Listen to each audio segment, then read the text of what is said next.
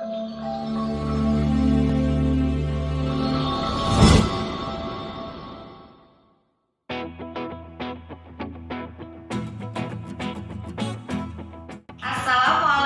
warahmatullahi wabarakatuh. Salam sejahtera untuk kita semua. Salam guru penggerak. Perkenalkan, nama saya Mutiatul Hoiroh dari calon guru penggerak angkatan 9. Kali ini saya akan melakukan kegiatan wawancara dengan 3 kepala sekolah untuk memenuhi tugas demonstrasi kontekstual modul 3.1 tentang pengambilan keputusan berbasis nilai-nilai kebajikan. Selamat menyaksikan. Wassalamualaikum warahmatullahi wabarakatuh.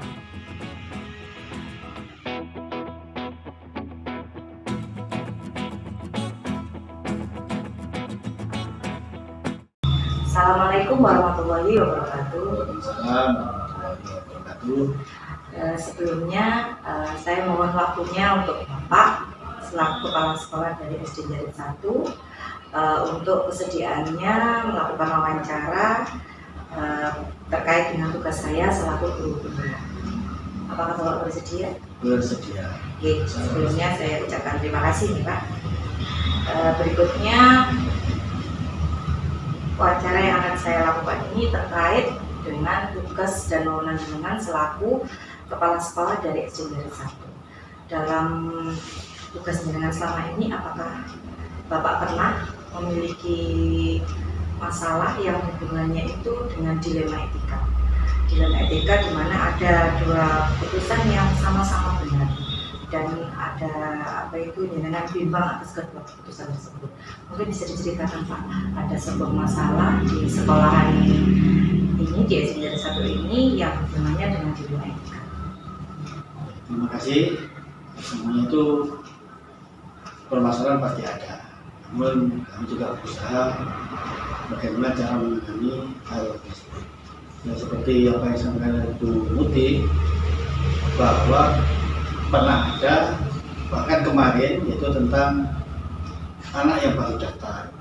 Ini baru masuk kelas 1, namun anak tersebut katanya kurang lengkap karena sudah ditinggal ibunya pindah ke lain daerah.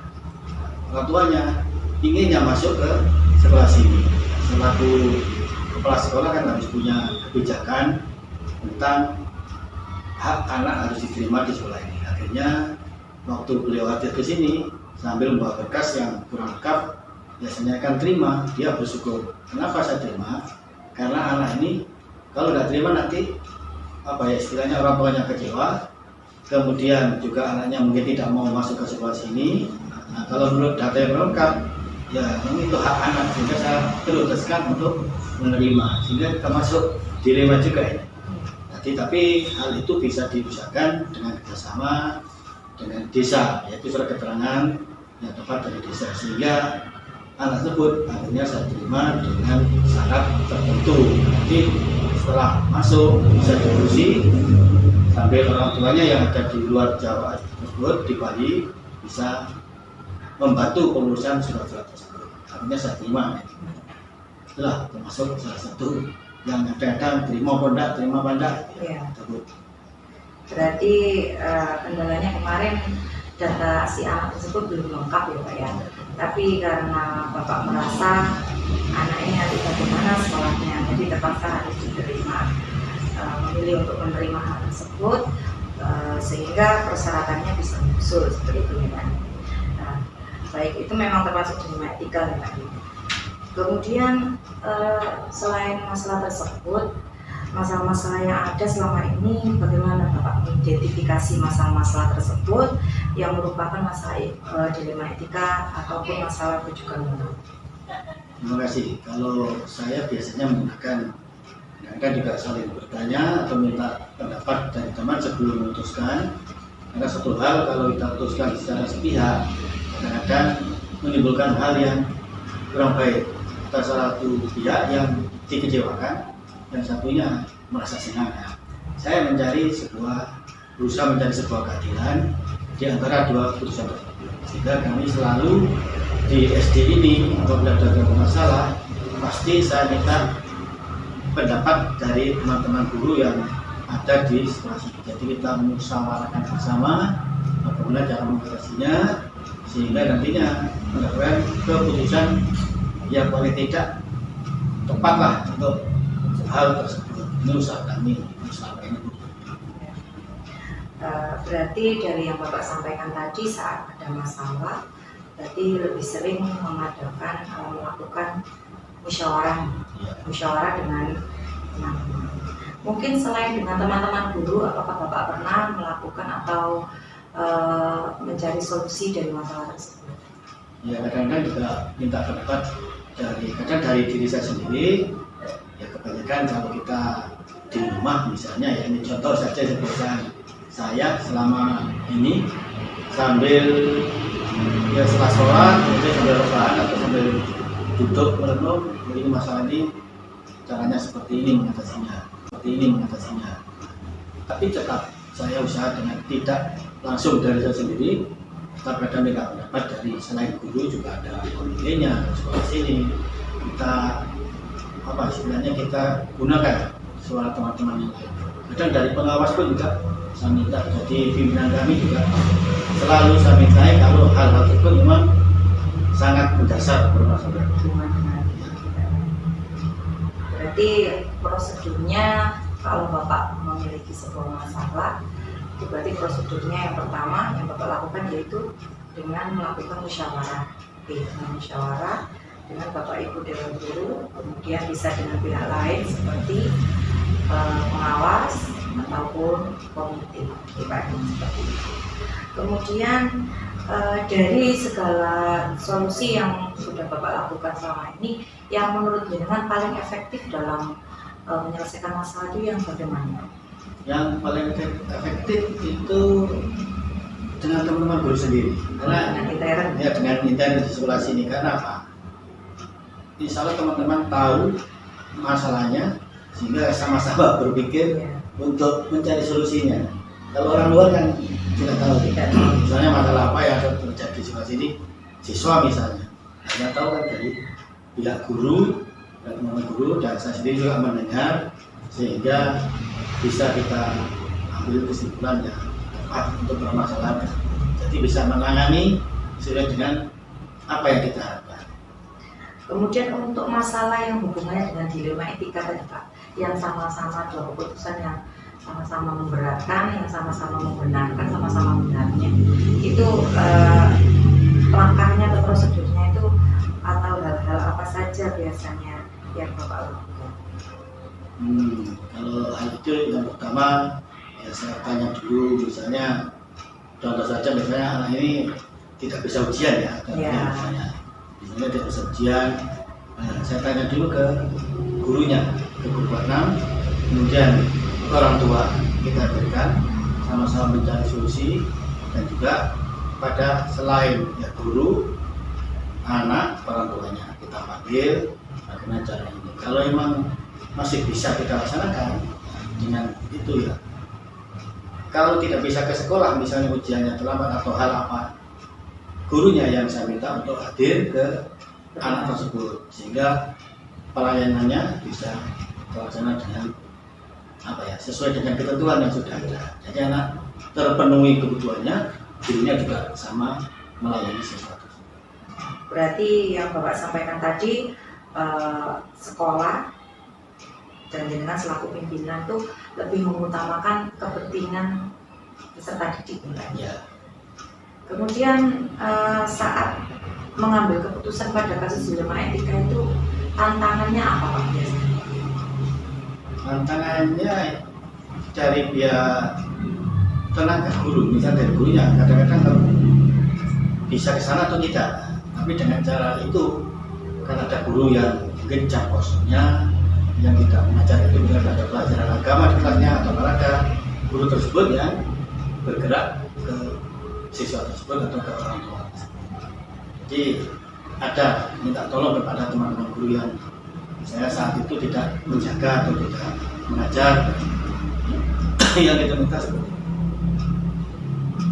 Nah, dalam menyelesaikan masalah, apakah biasanya ada jadwal tertentu Pak untuk menyelesaikan masalah tersebut. Oh, masalah A ini harus diselesaikan misalnya besok saja, terus masalah B ini harus saya selesaikan sekarang. Apakah seperti itu ataukah permasalahan tersebut biasanya langsung diputuskan Pak? Ya, lihat permasalahannya. Karena saya lihat permasalahannya. Kalau misalnya ada wali murid yang protes ke guru dengan sikap marah-marah, dengan marah-marah, itu saya tunda dulu besok. Karena saat itu orang kalau saat emosi kita langsung tangani, tidak akan menerima apa yang kita sampaikan. Jadi melihat situasi dan kondisi. Kalau memang sudah agak lama misalnya masalah itu 1 atau 2 hari, baru kita hadirkan ke sekolah untuk membahas dengan pihak yang bermasalah tersebut. Jadi akhirnya penyelesaiannya itu tanpa emosi, lebih enak, lebih nyaman. Kalau yang langsung saat itu ada masalah, orang tuanya datang misalnya ke siswa, protes misalnya ke sekolah, itu saya tunda dulu. Kadang-kadang tunggu dulu Pak, kalau besok sudah kita selesaikan bersama-sama. Tujuannya menjaga emosi tersebut. Jadi penyelesaiannya seperti itu. Jadi melihat dari masalahnya dulu, apakah harus langsung diputuskan atau tidak. Biasanya dalam menyelesaikan masalah tersebut, faktor apa yang membantu Bapak sehingga masalah-masalah tersebut itu bisa cepat selesai? Kalau menurut saya dari pengalaman dari menangani model masalah seperti ini dengan siswa, atau dengan guru atau dengan orang tua, ya kita harus kita pelajari atau kita cari modelnya, tipenya orang ini seperti ini misalnya, tipenya siswa seperti ini. Makanya sering kadang saya kalau ada masalah kan melihat anaknya, ya pasti ada yang modelnya, itu yang saya. Guru juga sama, kalau guru sih ini saya sudah agak paham ya semuanya tentang guru sehingga mudah untuk, ya bukan mudah sih, insya Allah cepat ketemu untuk menangani masalah. Kita lihat situasi tipe dan kualitas tersebut untuk cara menangani masalah. Berarti melihat kondisi Pak ya. Kalau mengambil keputusan itu melihat kondisi dari orang yang bermasalah seperti itu. Dari semua permasalahan yang pernah Bapak selesaikan, apakah ada hal khusus yang menurut Bapak itu menjadi sebuah pembelajaran? Jadi pembelajaran apa yang biasanya Bapak ambil? Oh, dengan ada masalah ini pembelajaran yang saya ambil itu seperti ini. Misalnya, mungkin ada Pak? Ya, kalau sampai berat tidak ada ya. Tidak ada. Alhamdulillah dari satu ini kondusif lah. Muridnya, kemudian siswanya dan guru-gurunya juga semua enak untuk kita ajak kerjasama. Tapi kalau tidak berat sekali juga pernah ada. Jadi ada wali murid atau salah satu guru misalnya ini yang mungkin tidak sengaja untuk menangani anak tersebut dengan agak kasar. Artinya anaknya lapor yang tidak sesuai dengan sesuai dengan kenyataannya. Orang tuanya langsung menerima. Ini pengalaman juga. Akhirnya ya sampai akhir terselesaikan, tapi secara perlahan. Kenapa? Karena dengan orang yang sangat emosional, apalagi saya sendirian, terus banyak orang terlalu banyak bicara kan gitu ya. Ini saya tunggu saja, diam Bapak. Ada yang dulu ini pengalaman kami menangani hal itu. Menurut saya ya tidak berat sih, tapi sudah termasuk lebih tahun-tahun ini yang lebih seperti itu, lebih agak berat sedikit. Yang tahun-tahun biasa saja. Tetap pikirkan sampai di rumah. Karena memang hubungannya itu dengan wali murid, kemudian nama baik sekolah dibawa terkait juga dengan dewan guru juga ada yang tersangkut atas masalah tersebut. Tapi akhirnya bisa terselesaikan dengan baik karena menurut jenengan kalau dalam kondisi marah jangan membuat keputusan terlebih dahulu gitu. Jadi nunggu semuanya reda. Nah, saya kira cukup Pak atas semua jawaban dari jenengan semua tadi. Saya rasa cukup. Kemudian saya ucapkan terima kasih atas waktu yang diberikan oleh Bapak untuk wawancara dengan saya pagi ini.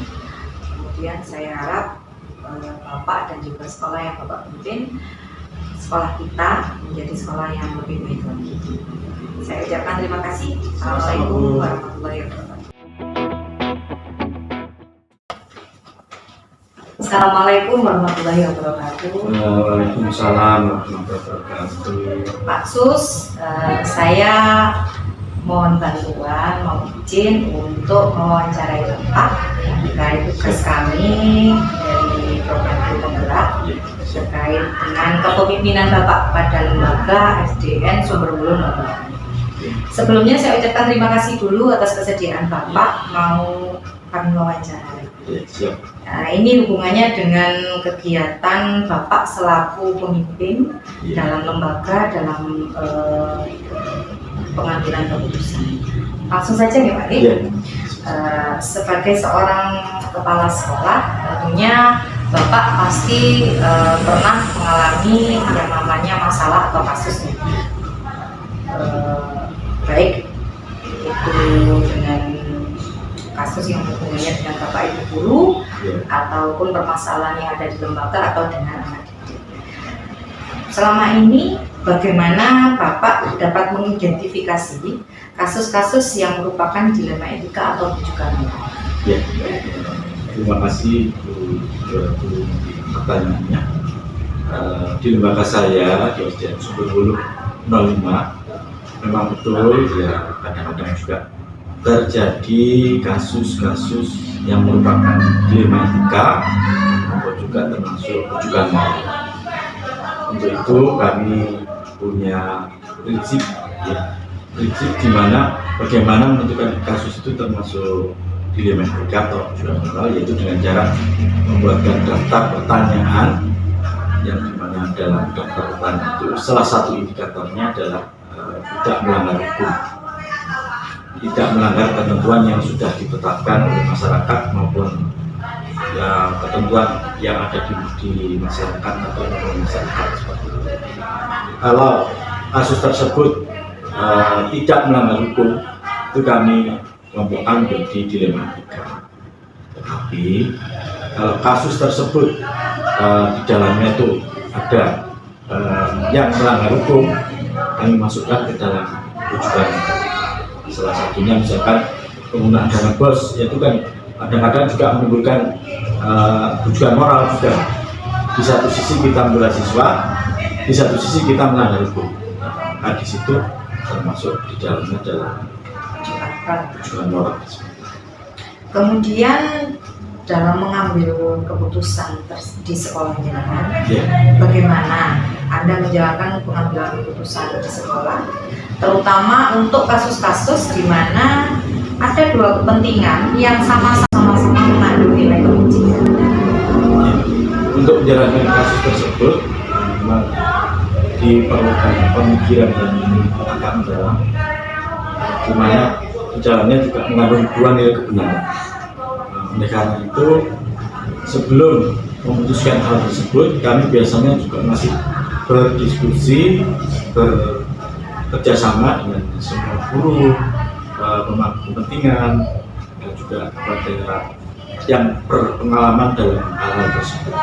Nah, prinsip kami dalam pengambilan keputusan yang mengandung dilema etika, kami menggunakan 4 paradigma, yaitu yang pertama kebenaran lawan kesetiaan. Sini tetap kami memakai yang kebenaran. Kemudian juga jangka panjang atau jangka pendek seperti itu, kami memilih mana yang memberikan manfaat paling besar pada lembaga kami. Oke, berikutnya langkah-langkah atau prosedur yang seperti apa Pak yang biasanya dengan lakukan selama ini dalam mengambil keputusan? Ya, seperti yang sudah kami jelaskan di depan, bahwa dalam pengambilan keputusan kami tetap berkoordinasi, berdiskusi dengan semua pemangku kepentingan, guru maupun siswa. Tetapi kami juga punya prinsip bahwa dalam mengambil keputusan itu tetap berbasis atau berpikir berdasarkan hasil akhir. Kemudian juga berbasis pada peraturan, berpikir pada peraturan, jadi tetap menjalankan peraturan, dan juga berpikir pada rasa kasihan. Kemudian hal apa saja yang biasanya selama ini Anda anggap efektif dalam mengambil keputusan terhadap kasus dilema etika? Ya, yang kami anggap efektif dalam mengambil keputusan yang di dalamnya itu mengambil dilema etika, itu kami juga melihat kebermanfaatannya untuk masa depan atau untuk masa sekarang. Kemudian juga kami melihat dari seberapa besar yang terlibat di dalamnya. Itu yang terlibat itu perorangan atau masalah pribadi. Jadi kami masih melihat keputusan tersebut dengan juga masih berkoordinasi dengan semua pemangku kepentingan yang ada di sekolah.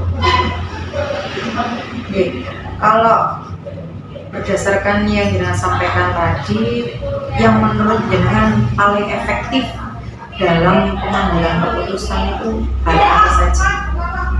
Hal-hal yang paling efektif. Ya, dalam pengambilan keputusan yang paling efektif menurut saya adalah dalam pengambilan keputusan harus didasari hasil akhir. Ya. Jadi di dalamnya itu nanti kalau saya memutuskan seperti ini nanti juga memikirkan hasil akhirnya bagaimana. Juga memikirkan juga peraturan. Jadi peraturan itu harus tetap ditegakkan. Kemudian apa yang selama ini menjadi tantangan Jenengan saat Jenengan mengambil sebuah keputusan berdasarkan dilema etika ini tadi? Ya, seperti yang sudah dijelaskan tadi bahwa dilema etika itu adalah sebuah permasalahan yang di dalamnya mengandung dua kebenaran. Tantangannya yaitu ketika diambil suatu keputusan pasti ada pihak-pihak lain yang di dalamnya itu merasa dikecewakan. Tantangannya yaitu membuat pihak-pihak yang merasa dikecewakan tersebut paham juga mau melaksanakan apa yang sudah diputuskan. Jadi tantangan kami adalah meyakinkan pihak-pihak yang dikecewakan atau pihak-pihak yang merasa keputusannya tidak diputuskan seperti itu. Jadi juga kami juga harus bisa menjalankan keputusan tersebut secara terus-menerus. Berikutnya, saat Anda mendapatkan sebuah kasus atau permasalahan, apakah Jenengan itu punya jadwal tertentu dalam menyelesaikan atau punya cara tertentu dalam menyelesaikannya? Apakah langsung diselesaikan pada saat itu juga, ataukah masalah tersebut dijadwalkan dulu penyelesaiannya? Kemudian kalau dijadwalkan bentuknya atau prosedurnya itu seperti apa dalam penyelesaian? Ya, untuk kasus-kasus yang mendadak atau kasus-kasus yang segera butuh penyelesaian yang menyangkut institusi atau menyangkut siswa, menyangkut kehidupan orang banyak seperti itu, kami selalu menyelesaikan pada hari itu juga. Itu supaya tujuannya supaya tidak terlalu-larut. Prosedurnya juga nantinya sama, berdiskusi, kemudian berunding dengan guru maupun dengan pemangku kepentingan yang ada di sekolah seperti itu.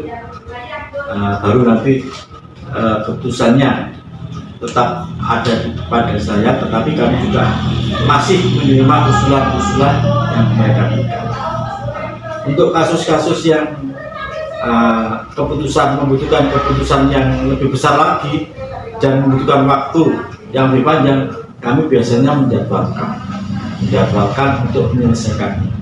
Yaitu misalkan mengundang siapa-siapa yang nantinya perlu untuk diminta pendapat dan sebagainya, misalkan wali murid atau paguyuban dan sebagainya. Nah, seperti itu. Jadi kalau kasus-kasus tersebut itu segera mendadak atau segera harus diselesaikan, kami langsung menyelesaikan pada saat itu. Ya, kemudian adakah orang atau faktor-faktor yang biasanya itu mempermudah membantu Jenengan dalam mengambil keputusan terhadap kasus-kasus dilema etika tersebut?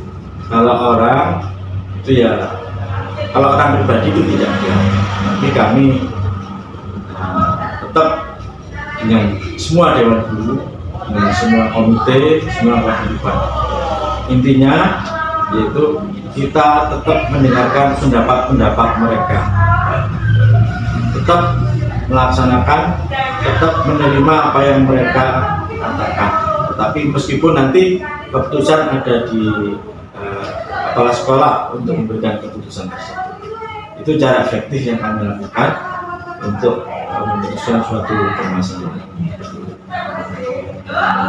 Dari semua yang sudah dengan jelaskan tadi, Pak, dari awal sampai akhir tadi,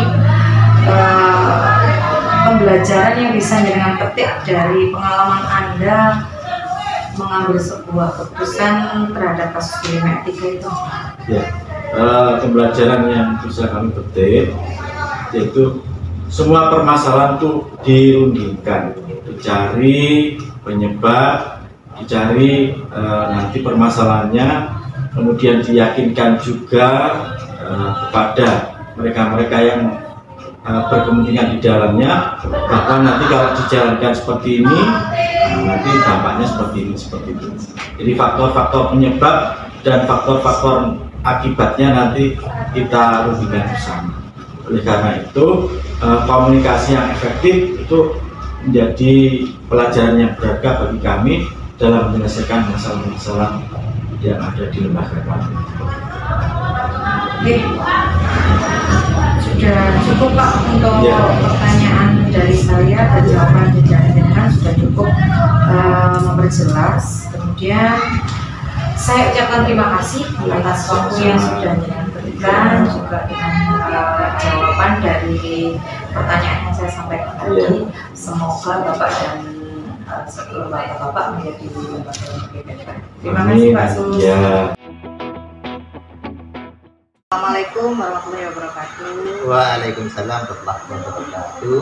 Pak Rukimin, saya mohon maaf mengganggu waktunya Bapak. Di sini saya ingin melaksanakan wawancara terhadap Bapak selaku kepala sekolah dari SD Negeri Gugosari 02. Ini berhubungan dengan kegiatan yang Bapak laksanakan selaku pemimpin dari lembaga yang Bapak miliki, yaitu SD Gugosari. Pastinya sebagai seorang pemimpin dalam lembaga sekolah, Bapak pasti pernah memiliki sebuah masalah yang berhubungan dengan siswa ataupun dengan pendidik. Di sini ada beberapa hal yang ingin saya tanyakan. Pak bersedia nih untuk Dia akan saya jawab sebisa. Ya, sebelumnya saya ucapkan terima kasih atas kesediaan dari Bapak. Begini Pak, dalam mengambil sebuah keputusan dalam ketika Bapak menghadapi sebuah masalah atau kasus, bagaimana Bapak mengidentifikasi kasus-kasus tersebut dalam dilema etika atau bukan? Untuk mengidentifikasi masalah-masalah yang ada di lembaga kami, apakah itu masuk ke dalam dilema etika atau itu masuk ke dalam moral yang berkaitan dengan hukum, maka kami akan mempelajari permasalahan-permasalahan dari awal, akar masalahnya, masalahnya, sehingga dari situ kita bisa mengambil membedakan, mengidentifikasi masuk ke dalam dilema etika atau masuk dalam ranah hukum yang masuk ke dalam. Berikutnya, dalam mengambil sebuah keputusan di sekolah, terutama kasus terhadap dua kepentingan yang sama-sama benar dan juga sama-sama mengandung nilai kebajikan, itu langkah yang dengan ambil yang benar. Untuk mengambil keputusan berkaitan dengan dua masalah yang sama-sama benar ini, dan tentunya juga sama-sama memerlukan keputusan yang berpihak pada keduanya, maka perlu kami musyawarahkan. Kemudian kami juga perlu melihat sejauh mana kedua masalah itu dari segi kepentingannya, mana yang lebih penting, mana yang lebih harus segera dilaksanakan, atau mungkin juga bisa kita melihat dari dampaknya masalah itu sekecil atau masalahnya besar. Maka yang masalah yang lebih besar dan cukup itu maka perlu untuk diselesaikan terlebih dahulu. Iya. Berarti langkah-langkah atau prosedur yang seperti apa yang biasanya dengan lakukan Pak untuk masalah-masalah tersebut? Untuk prosedur untuk menyelesaikan masalah itu kita awali tentunya dengan mengidentifikasi, mencari akar masalah dari dua masalah itu. Kemudian dari sana kita bisa mencari solusi. Kita bisa bermusyawarah dengan teman-teman lembaga, kita bisa bermusyawarah dengan pihak lain, misalnya dengan komite, sehingga di sana akan menemukan suatu keputusan bersama yang tentunya akan berpihak kepada semuanya, sehingga kita meminimalkan adanya kekecewaan dari keputusan ini dari pihak. Kemudian hal apa saja yang selama ini Bapak anggap efektif sekali dalam pengambilan keputusan pada kasus-kasus di lembaga etika tersebut? Dan kami yang kami alami yang merupakan lebih efektif itu dari pengambilan keputusan itu adalah dengan musyawarah. Dengan musyawarah kita bisa menghasilkan pemikiran dari berbagai kalangan, baik dari dewan guru maupun dari komite. Juga dari sana juga kita bisa memperoleh hal-hal yang bisa tentunya ini akan menambah wawasan kita sehingga akan dapat menjadi kita mengambil keputusan dengan baik. Kemudian saat melakukan wawancara dengan Bapak Ibu Dewan Guru, dengan komite, pastinya ada tantangan dalam mengambil sebuah keputusan. Karena di sini jangan selaku pemimpin dari lembaga itu harus membuat sebuah keputusan. Kemudian kira-kira apa Pak? Hal apa saja yang merupakan yang menjadi tantangan jenengan dalam mengambil keputusan pada kasus-kasus di lembaga etika tersebut?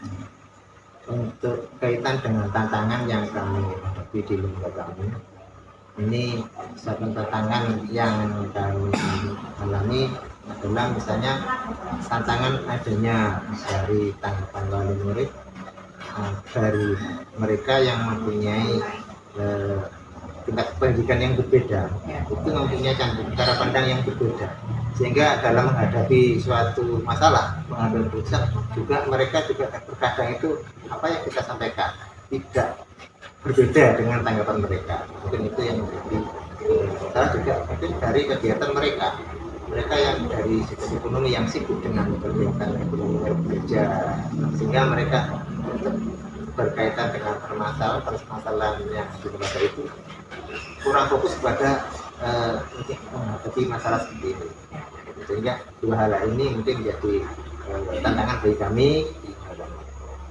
Tadi yang menjadi tantangan menurut dengar itu dari SDM yang rendah, juga tingkat pendidikan ya. Kemudian apakah jenengan memiliki jadwal tertentu dalam menyelesaikan kasus pidana etika? Apakah Anda langsung menyelesaikan di tempat atau Anda punya jadwal untuk menyelesaikan berupa prosedur atau berbentuk seperti apa biasanya? Jadi saat ada permasalahan, apakah kita langsung menyelesaikan pada saat itu, apakah dijadwal, kemudian kalau memang dijadwal bentuknya atau prosedurnya seperti apa? Untuk menyelesaikan masalah ini kami ada dua cara. Ada yang memang tanpa prosedural, sehingga langsung memang kalau masalah itu memang betul-betul perlu penanganan secepatnya, kami tidak melaksanakan secara prosedur lagi, kita selesaikan dengan cepat. Tentunya walaupun cepat ini juga melibatkan semua pihak tadi yang sekiranya bisa membantu. Tapi apabila masalah itu masih bisa dikondisikan, masih panjang, kami biasanya itu dalam 1 bulan mengadakan musyawarah bersama dengan guru. Nah, di sini pada saat musyawarah itu kita bisa menampung permasalahan-permasalahan yang ada yang perlu diselesaikan bersama-sama. Kemudian faktor apa atau adakah seseorang yang selama ini mempermudah atau membantu jenengan dalam mengambil keputusan dalam kasus tersebut? dalam menyelesaikan masalah ini memang sangat banyak dari saya tidak bisa apa-apa, sehingga kami memang yang banyak dibantu yang pertama yaitu dari Dewan Guru. Tentunya ini dengan Dewan Guru membantu menyelesaikan masalah-masalah yang ada di lembaga dan juga berkembang kepada juga ke Dewan Komite. Nah, ini kami libatkan dalam untuk menyelesaikan permasalahan dalam lembaga. Dan ini kalau ada masalah misalnya lembaga kami perlu penanganan yang lebih jauh dan kami belum bisa menyelesaikan, kami juga minta bantuan kepada penama sekretari yang akan tentunya akan membimbing kami dalam menyelesaikan masalah-masalah yang ada di lembaga kami. Jadi dari sekian dari awal sampai terakhir tadi yang sudah disampaikan kepada saya terkait cara menyelesaikan atau membuat keputusan dalam adanya kasus dilema etika atau rujukan moral, menurut jenengan pembelajaran yang bisa jenengan petik dari pengalaman yang sudah diambil dalam mengambil keputusan dilema etika ini seperti apa? Pelajaran yang kami petik dari masalah yang kami hadapi, yang pertama juga kami mungkin setiap masalah itu bisa diselesaikan tentunya dengan yang pertama perlu kesabaran dulu, dan juga di sini perlu juga kerjasama dengan komunikasi pihak lain itu Dewan Guru atau komite, tentunya juga stakeholder mungkin di lembaga yang sekitar di lingkungan yang bisa membantu kami dalam menyelesaikan masalah. Ya, cukup Pak, matur nuwun untuk informasinya dari awal sampai akhir tadi. Bapak sudah menyampaikan secara jelas dan juga gamblang. Saya ucapkan terima kasih. Sama-sama. Semoga Bapak dan juga lembaga yang Bapak pimpin menjadi lembaga yang lebih baik lagi. Amin. Terima kasih. Assalamualaikum. Waalaikumsalam.